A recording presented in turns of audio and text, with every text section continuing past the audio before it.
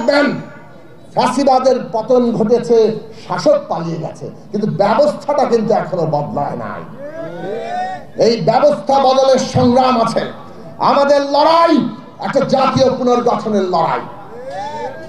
এই পুনর্গঠন শেষ না হওয়া পর্যন্ত আগামী নির্বাচন, সংবিধান সংস্কার পরিষদ, সেইখানে সংবিধানের বদল এবং বাংলাদেশের প্রত্যেকটি প্রতিষ্ঠান যাকে গণতান্ত্রিক করা হবে, জবাবদিহিমূলক করা হবে, সেইগুলোকে বাস্তবায়ন করতে হবে। এই জাতীয় পুনর্গঠন কালে আমাদের সবাইকে সজাগ থাকতে হবে।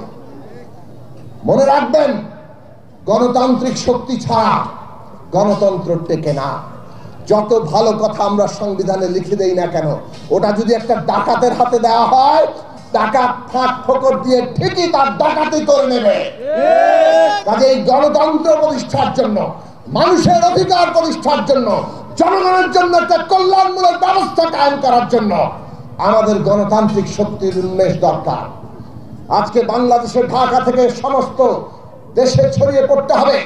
মানুষের, জনগণের নিজস্ব রাজনৈতিক শক্তি গড়ে তুলতে হবে, যারা জনগণের স্বার্থের বাইরে আর কোনো স্বার্থ নিয়ে কাজ করবে না। আমরা আমাদের দলের দিক থেকে বলি, জনগণের বৃহত্তর স্বার্থের বাইরে আমাদের আলাদা কোনো স্বার্থ নাই। আমরা বাংলাদেশে বৃহত্তর জনগণের স্বার্থ, এই দেশের শ্রমিক, কৃষক, খেটে খাওয়া মানুষ, এই দেশের সকল নিপীড়িত জাতি, ধর্ম, সমস্ত লিঙ্গীয় পরিচয়ের মানুষ, নারীর অধিকার, আমরা তার জন্য লড়াই করি।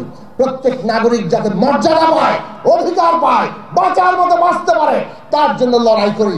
আগামী দিনের রাষ্ট্রীয় নীতিতে জনগণের স্বার্থের প্রতিফলন থাকবে কিনা সেটা নির্ভর করছে জনগণের শক্তি গড়ে উঠছে কিনা, তার প্রতিনিধিরা সংসদে যাচ্ছে কিনা।